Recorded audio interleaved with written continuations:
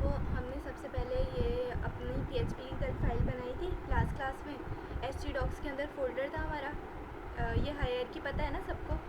हम लोग ने XAMPP खोला था। XAMPP जहाँ पे इंस्टॉल हुआ था हमारा, XAMPP के फोल्डर के अंदर जाके, htdocs के अंदर जाके यहाँ पे सारे हमारे फोल्डर्स बने हुए थे। हमने लास्ट क्लास में बनाया था PHP सेशन 1। सही है, तो यहाँ से ही हम अपना कमांड पैनल खोल लेते हैं और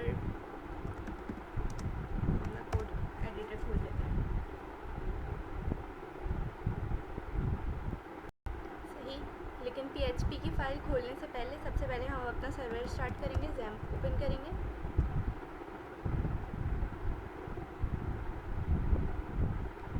PHP की फ़ाइल भी एग्जीक्यूट नहीं होती जब तक हम लोग अपना लोकल सर्वर स्टार्ट नहीं करते। ठीक, ये हमने बनाया था अपना, इसका कॉपी कर लेते पाथ URL के लिए। फिर हमारे पास लिखेंगे क्या, URL लोकल होस्ट जो हमारा सर्वर है। देन हमारे पास मैंने बताया था पोर्ट नंबर, ये है 80। किसी का 82 आ रहा होगा, जो भी आ रहा होगा वहाँ पे हम ये लिख देते हैं 80 आ रहा है अभी। और कंट्रोल-V पेस्ट, जो हमने पाथ कॉपी किया था ये htdocs तक हम लोग यहाँ तक रिमूव कर देते हैं, क्योंकि हम लोग ये लोकल होस्ट कॉलन 80 का मकसद ये है कि हम htdocs के अंदर अभी स्टिल हैं। सही है, उसके आगे का URL देते हैं। ये हमने ओपन कर लिया।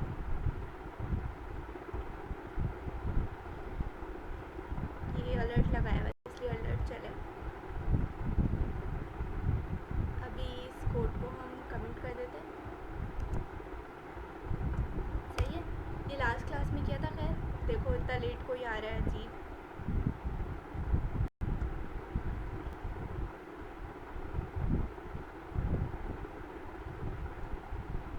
यही थी, एडमिट हुई। खैर चलो। अच्छा भाई, हमने वेरिएबल्स बनाए थे डॉलर का साइन देके, देन हमने वेरिएबल बनाए थे इस तरीके से। सही है, इफ़ एल्स सेम वही है, कंडीशनल लूप्स वगैरह। हम लोग ने आज पढ़ना था एरे। सही, इसमें एरे ना मल्टी डायमेंशनल एरे भी होते हैं और सिंगल एरे भी होते हैं। और इसमें एरे की कोई टाइप नहीं है कि मतलब हम पर्टिकुलर टाइप का एरे दे रहे हैं। हम लोग यहाँ पे मल्टीपल टाइप्स का दे सकते हैं, लाइक स्ट्रिंग भी दे सकते हैं, हर डेटा टाइप ऐड कर सकते हैं इसके अंदर। अभी मैं कर देती हूँ 19, कुछ भी रैंडम वैल्यूज अपने दे दी, फ्लोट पैरा।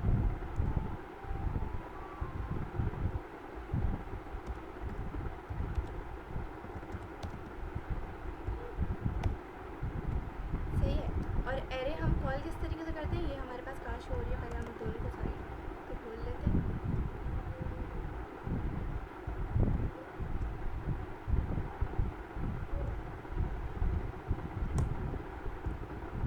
सही, एरे हम कॉल किस तरीके से करेंगे, एरे को हम सबसे पहले हम एक वेरिएबल में स्टोर कर लेते हैं। एक वेरिएबल में स्टोर कर लिया और कॉल इस तरीके से करेंगे, हम बता देंगे कौन सा नंबर और एको कर दिया,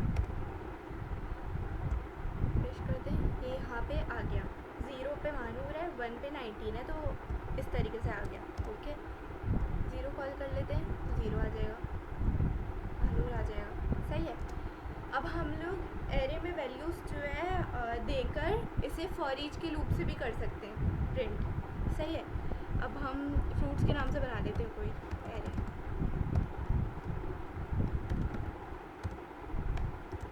अच्छा, ये अभी ना अगर आगे जो है मैं फॉर्म वगैरह का भी काम वगैरह करवाऊँगी तो अभी नोट करने की ज़रूरत नहीं है, गिटहब पे कोड रख दूँगी, बता भी दूँगी किस तरीके से डाउनलोड होता है, तो वहाँ से कर लेना डायरेक्ट।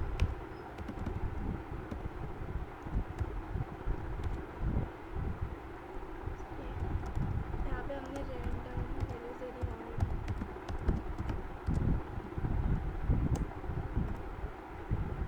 और क्या ही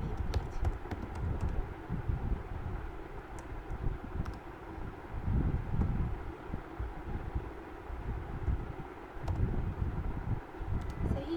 अब हम लोग फॉर ईच का लूप यूज़ करके फॉर ईच के लूप के साथ जो है इसको प्रिंट करते हैं अपना। सही है, यहाँ पे फॉर ईच का लूप कैसा है, फॉर ईच ये, देन हम लोग अपने एरे का नाम लिखते हैं। एरे हमारे पास है फ्रूट्स एज। अब यहाँ पे हम आगे डिफाइन करेंगे वेरिएबल, जो कि लोकल वेरिएबल होगा, मींस सिर्फ और सिर्फ फॉर ईच के फंक्शन के अंदर ही यूज़ होगा, ठीक है। तो यहाँ पे हम डेटा लिख देते हैं और एको कर देते हैं और br का टैग लगा लेते हैं ताकि के बाद एक आए। सही है, इसे रिफ्रेश करते हैं, ये हमारे पास आ गया, ये वाली वैल्यू प्रिंट हो रही है ऐसे।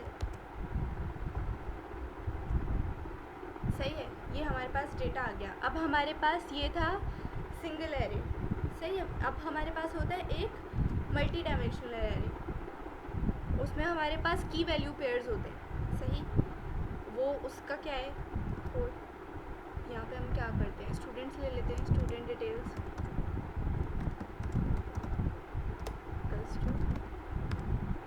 एरे,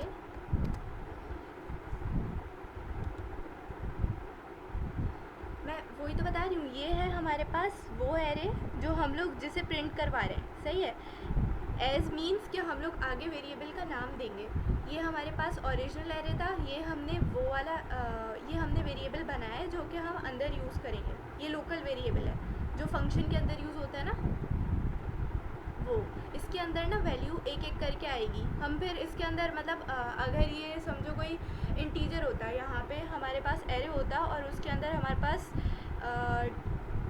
डिजिट्स के फॉर्म में वैल्यूज़ होती, तो हम उसके अंदर कैलकुलेशन कर सकते थे ना। लाइक हम लोग यहाँ पे एक दे देते हैं, कुछ भी रख लो नाम, सही है, इससे कर दो। अभी यहाँ पे हम दे देते हैं एरे,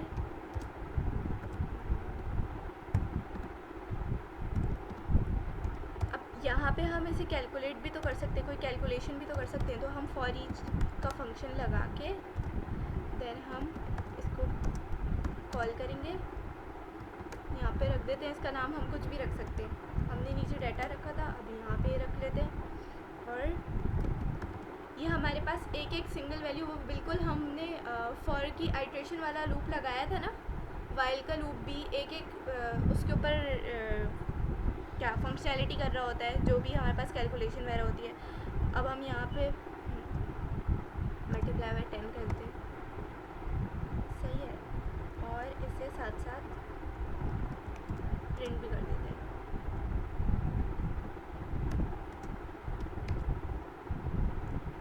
कॉन्कैटिनेट करने के लिए हम डॉट यूज़ कर रहे थे और ये हम अपना HTML लिख रहे हैं डायरेक्ट। अच्छा देखो, इसका एरर इस तरीके से आता है, इसका एरर ना मतलब बहुत आसानी से पढ़ लिया जाता है। क्या है, अनसपोर्टेड ऑपरेंड टाइप्स, यहाँ पे हम इस तरीके से नहीं दे सकते, सही। मल्टीप्लिकेशन के लिए यहाँ पे क्या करते हैं,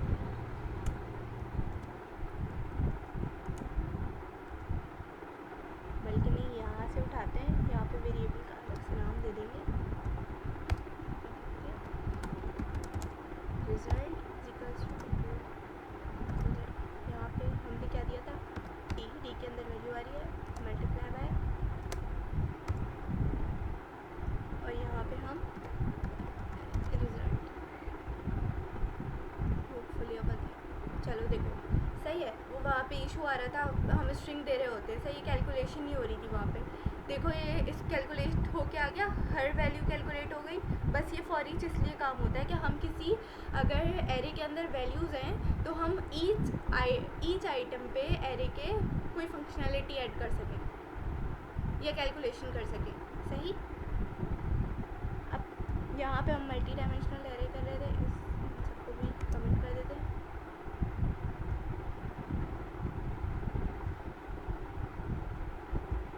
यहाँ पे हम नेम ले लेते हैं,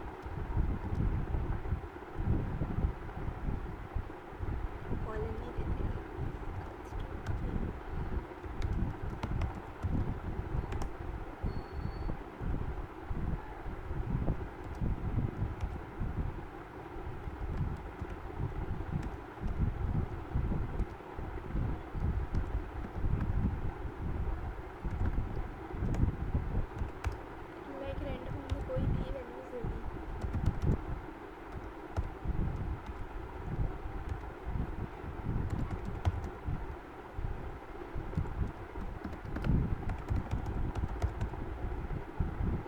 सही है, ये हमारे पास मल्टी डायमेंशनल एरे हो गया। अब हम इसे किस तरीके से कॉल करते थे, हम लोग जो है अपने पहले एको लिख लेते हैं, एको, देन हम लोग अपने वेरिएबल का नाम लिखते थे, क्या है, स्टूडेंट डिटेल्स, देन उसके अंदर हम लोग पहले इंडेक्स नंबर बताते थे। अब यहाँ पे हम लोग अपना कीवर्ड बताएंगे।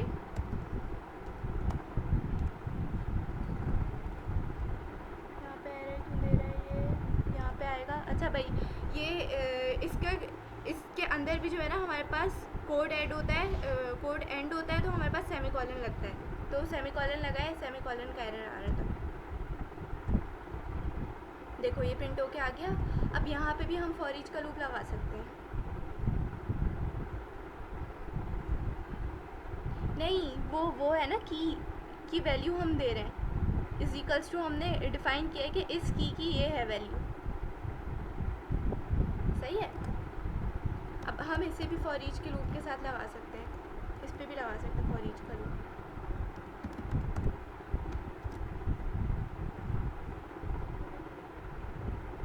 नहीं नहीं नहीं, वो तो हम वेरिएबल को असाइन कर रहे होते हैं ना वैल्यूज़,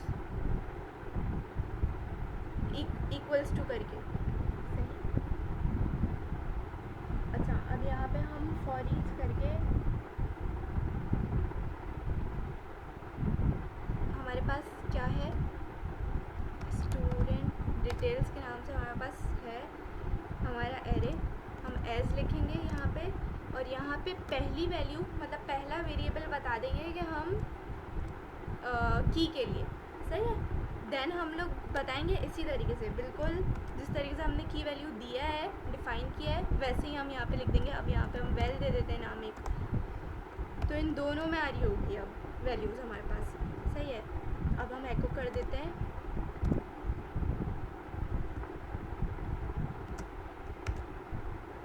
एको पहले कर देते हैं हम की इक्वल्स टू, देन हमारे पास है वेल, और बी आर का टैग भी यहीं दे देते हैं।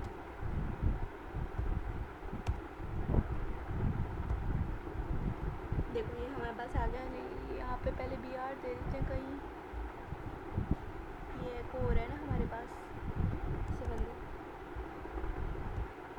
ये देखो सही है, हमारे पास मल्टी डायमेंशनल एरे की भी वैल्यूज़ प्रिंट हो गई। ये आ गया समझ? हेलो, चलो सही है, चलो सही है। अब हम एक फॉर्म लेते हैं, अब हम एक फॉर्म लेते हैं और फॉर्म से ना वैल्यूज़ प्रिंट करते हैं पीएचपी के थ्रू। सही है। फॉर्म बना लेते हैं हम यहाँ पे पहले। अच्छा देखो, हम लोग जब जो है यूआई बना रहे होते हैं ना पीएचपी के कोड में, तो सबसे पहले हम एचटीएमएल में जाके अपना टेम्पलेट ना सेट कर लेते हैं अपने यूआई के हिसाब से, जो भी हमने फ्रंट एंड रखना है, ताकि इजीली हम लोग लाइव सर्वर यहाँ से ऑन कर लेते हैं, वो डायरेक्ट चेंजेस हमें शो हो रही होती हैं। सही है। तो पहले मैं यही प्रेफर करूँगी कि यहाँ पे सबसे पहले बना लो HTML के ही एक्सटेंशन से पेज, और उससे फिर डिफ़ाइन कर दो। जो चेंजेस करनी है वो पहले ही कर लो अपने हिसाब से। अभी हम बूटस्ट्रैप भी उठा लेते हैं, मुस्कान ने बूटस्ट्रैप पढ़ा है, सब कोई आता होगा बूटस्ट्रैप। पहले CDN उठा लेते हैं, देन हम फॉर्म उठा लेंगे कोई बना हुआ।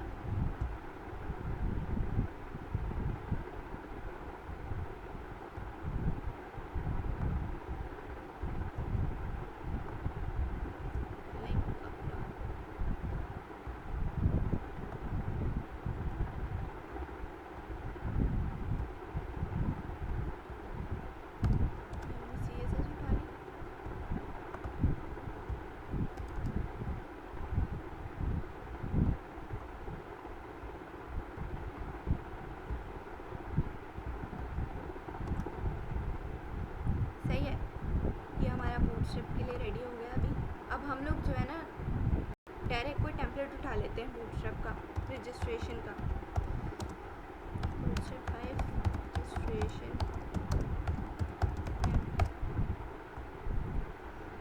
ये MD बूटस्ट्रैप है ना, इसमें बिल्कुल परफेक्ट कोड हुआ होता है, विदाउट एनी एरर। यहाँ से आराम से उठा लिया करो कोई भी कोड। देखो ये सब UI हुई भी है, ये भी उठा सकते हैं, ये भी उठा सकते हैं, ये हम पहले ही उठा लेते हैं। सही है, कॉपी करो बस CDN जगह में दोनों, डायरेक्ट पेस्ट। पहले कमेंट ऐड कर देते हैं, फॉर्म है हमारा, पेस्ट, ओपन कर लेते हैं अपना।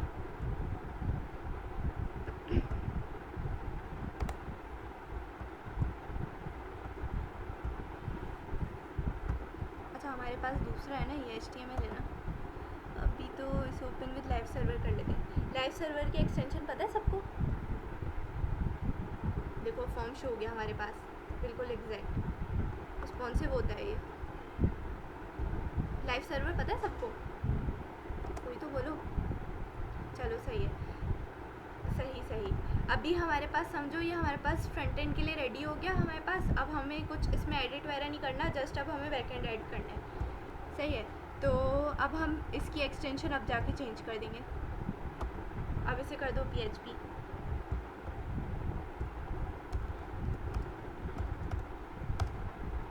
सही। अच्छा देखो, अब ना हम लोग PHP का फॉर्म सबमिट करते हुए मेथड लगाते हैं या पोस्ट या गेट। सही, पहले अपनी फाइल ओपन कर लेते हैं, रुक जाओ। वही करेंगे, कॉपी पाथ, देन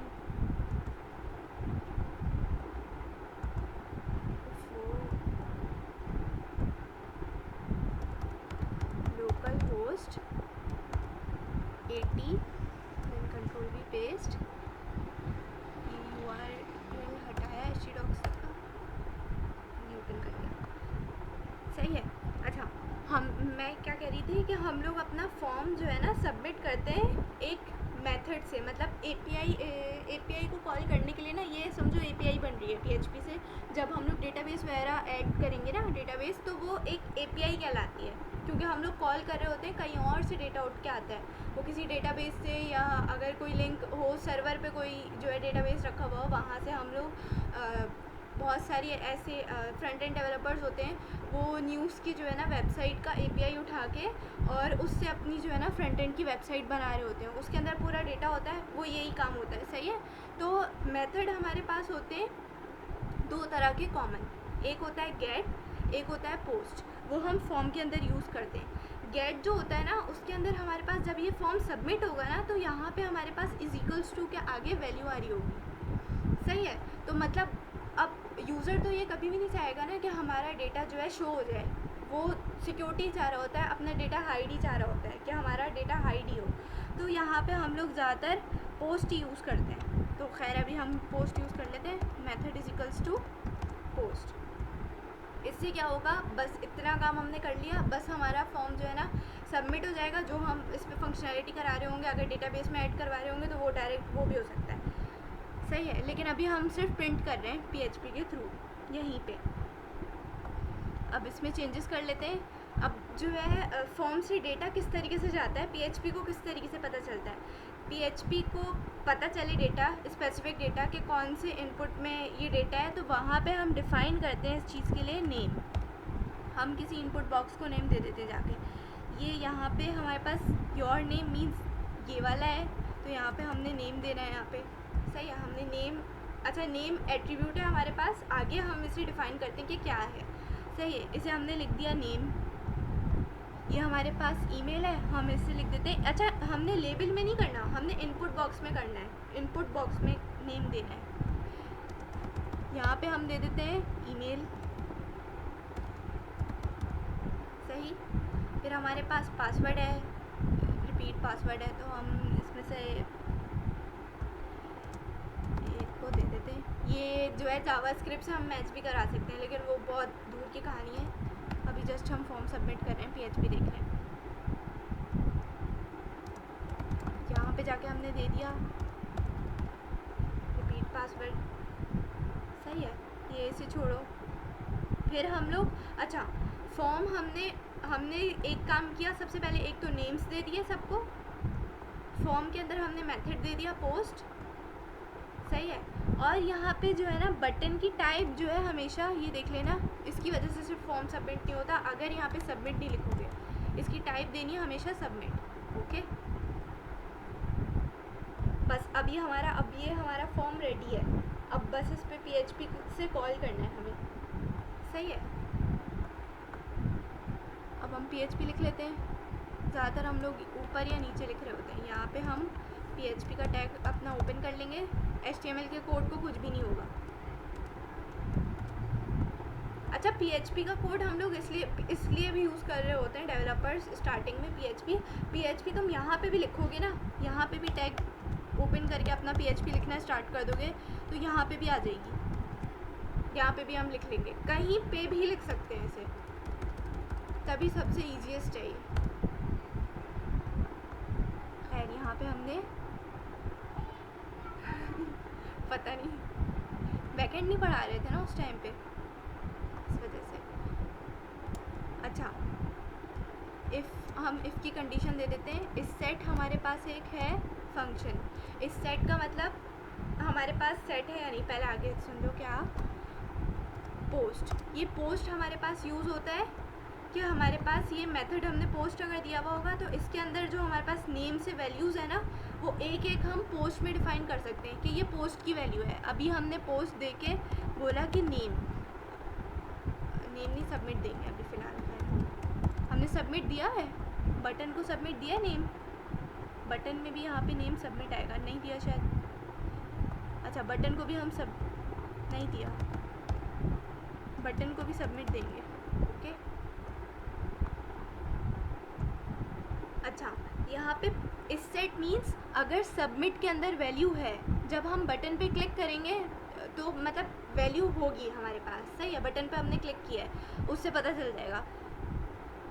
और ये मेथड पोस्ट था तो पोस्ट हो जाएगा। सही है, बट जो है ना यहाँ पे पहले हमें डिफ़ाइन करना है कि ये हम सबमिट कर रहे हैं।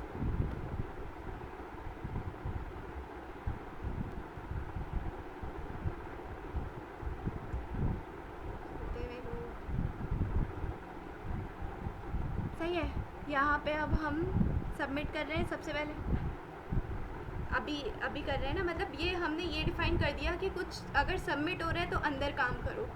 अभी ये समझो, ये हमने सिर्फ कंडीशन दी है कि अगर सबमिट हो रहा है, सबमिट हो गया वो। अब सही है, मतलब जब उस पर क्लिक हो जाएगा, बटन पे क्लिक होगा तो वो सबमिट हो जाएगा, लेकिन हमें कुछ काम भी तो करवाना है सबमिट होने के बाद।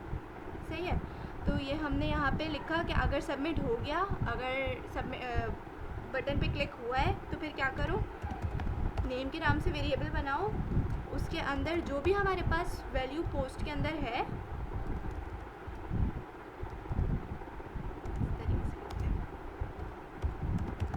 जो भी हमारे अंदर जो हमारे इनपुट बॉक्स में जिसका नाम है नेम, उसके अंदर वैल्यू है, वो लाके नेम के वेरिएबल में सेव कर दो। सही है, नेम ही था हमारे पास और हमारे पास ईमेल दिया हुआ था शायद, और एक हम ले लेते हैं रिपीट पासवर्ड।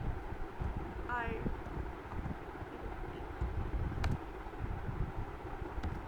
ईमेल दे देते हैं इसे, email is equals to post. हाँ,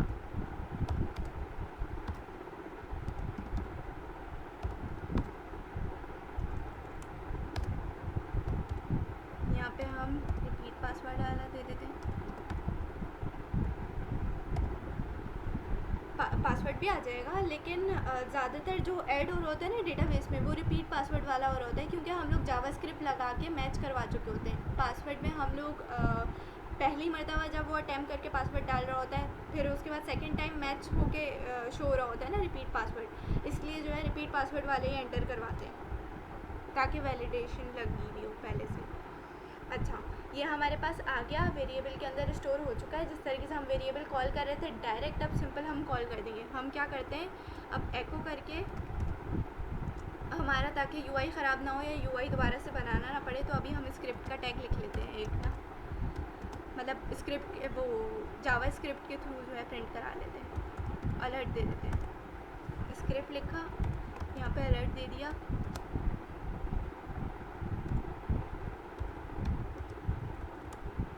अलर्ट में हम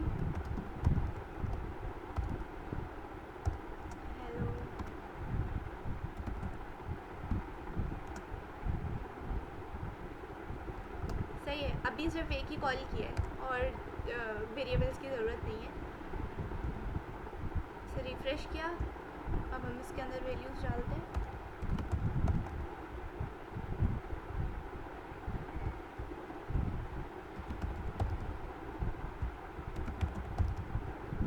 सही है, इसे रजिस्टर किया तो हमारे पास देखो ये फॉर्म सबमिट हो गया। सही, अब सिर्फ और सिर्फ हमारे पास ये जो कोड है ना, ये ही थोड़ा सा मॉडिफाई होगा और हमारे पास डेटाबेस के अंदर वैल्यू चली जाएगी। ये समझ आया PHP का कि हम फॉर्म किस तरीके से सबमिट करते हैं। हम कहीं पे भी प्रिंट करा सकते हैं, हम यहाँ पे H1 दे के वहाँ पे भी प्रिंट करा सकते हैं। सही है, वो आगे जब हम और काम करेंगे तो फिर बताऊँगी। अच्छा, अभी इतना समझ आया, मैं कनेक्ट करा दूँ डेटाबेस से। बहुत लेकिन लंबा हो जाएगा क्लास ना, फिर 9 बजे से भी लेट तक चली जाएगी, या एक साथ ही कराऊँ? सब बोलो, क्योंकि देखो सैटरडे में क्लास नहीं लूँगी।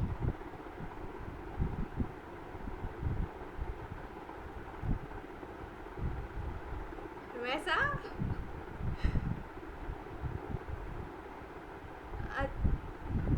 अरे बताओ ना।